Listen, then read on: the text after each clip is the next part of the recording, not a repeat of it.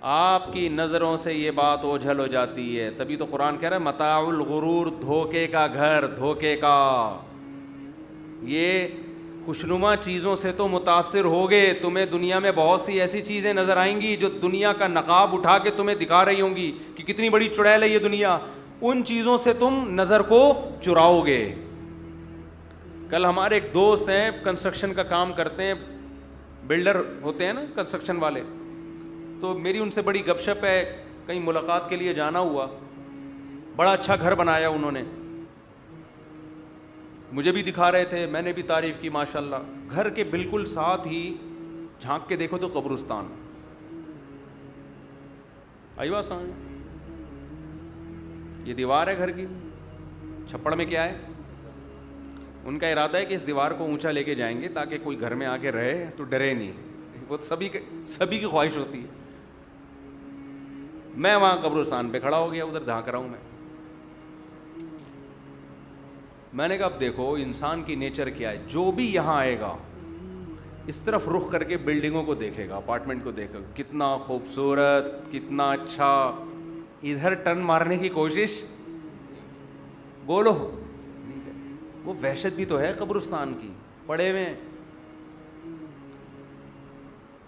حالانکہ یہ جو لیفٹ سائڈ پہ بلڈنگیں, عمارتیں, بڑی اچھی کالونی ہے, یہ نظر جو آ رہی ہے اس کے بارے میں یقین نہیں ہے کہ میں 10 سال رہوں گا, 15 سال رہوں گا, 5 سال رہوں گا, کل ہی انا للہ ہو جائے گا, رات کو ہو جائے گا, کچھ نہیں پتا. ادھر کا پتا ہے کسی کا باپ بھی یہاں آنے سے مجھے نہیں روک سکتا. سمجھ رہے ہو؟ اٹ از کالڈ متاع الغرور, دھوکے کا گھر. موٹیویشنل اسپیکر جو آج کل غیر مسلم آ رہے ہیں نا, بڑے ٹیکنیکل طریقے سے آپ کو موٹیویٹ کرتے ہیں, وہ اس حقیقت سے آپ کو آشکار نہیں کریں گے. اور ان قبرستانوں میں جہاں یقینی آنا ہے, اس گھر میں جس کے کنسٹرکشن پہ آپ خوش ہو رہے ہو, اتنا سریا ڈال دیا, اتنی موٹی موٹی دیواریں ڈال دیں, اور ایسا زبردست, ایسا ہٹو بچوں گھر بن گیا بھائی, اس کے بارے میں تو ایک دن کا یقین نہیں ہے.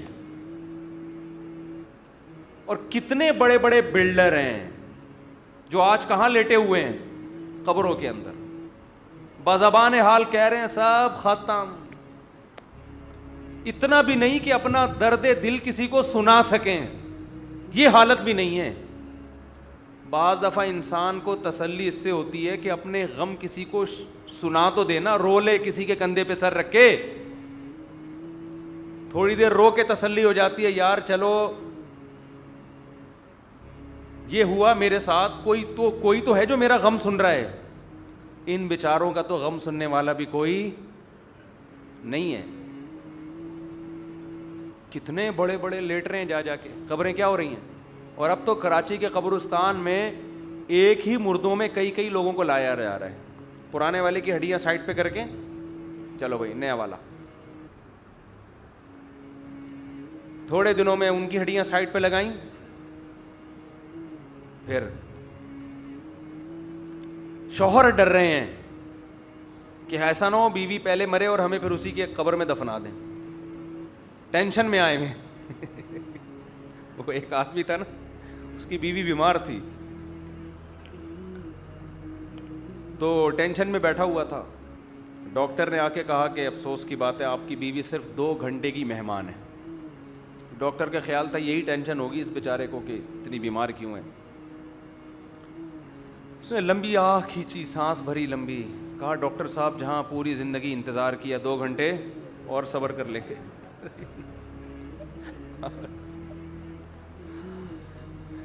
تو اب مجھے بتاؤ ایسا آدمی مرنے کے بعد چاہے گا کہ اسی قبر میں مجھے بھی دفنایا جائے؟ پھر وہیں لے گئے. لیکن کراچی میں ایسا ہو رہا ہے, اس لیے بیویوں سے بنا کے رکھو. اسی قبر میں چلے گئے تو برزخ تو اچھی گزرے.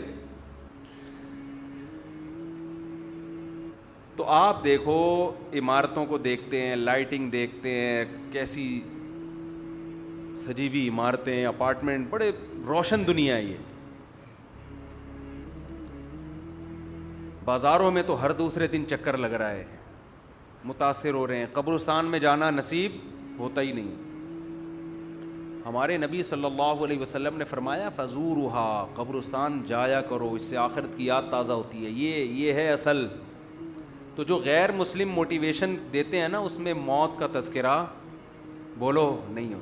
وہ کامیاب لوگوں کی باتیں بتائیں گے, اس نے اسٹرگل کی یہاں تک پہنچا. کراچی کے حالات نہیں بتائیں گے, اتنی اسٹرگل کی, ایک دن رکشے والا پیل کے چلا گیا.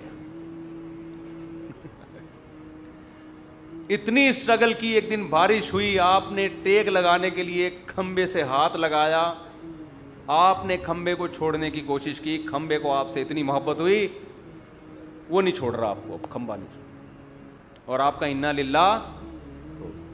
اسٹرگل گئی بولو لینے. آپ نے کووڈ سے, کرونا سے بچنے کے لیے تمام تر ایس او پیز پر عمل کیا, پھر آپ کو فیور ہوا, بخار ہوا, گلا خراب ہوا, ڈاکٹر نے کہا کہ آپ کو کیا ہے, کووڈ.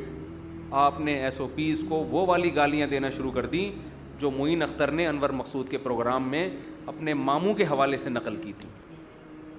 ایس او پیز کے ایسے ایسے پارٹس کو گالیاں دی آپ نے.